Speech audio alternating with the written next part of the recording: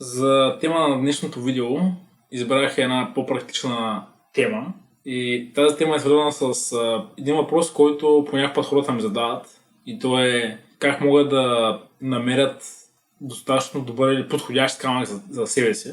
Има различни начини. Един от тези начини звучи доста клиширано, но според мен е доста близък до човека. И този начин не е да се довериш на интуицията си. Когато погледнеш една купа с минерали, да кажем, почти със сигурност някакви минерали ще приковат вниманието ти по-бързо, отколкото други минерали. И това, което аз вярвам, че заздравява връзката на човека с неговата интуиция, когато избира интуицията си пред логиката си, пред фактите, пред някакви факти. Когато си кажеш, окей, тези минерали ми приковаха в началото вниманието, просто вземаш тях. Това е алтернативен начин човек да се научи да има по-голяма вяра на себе си.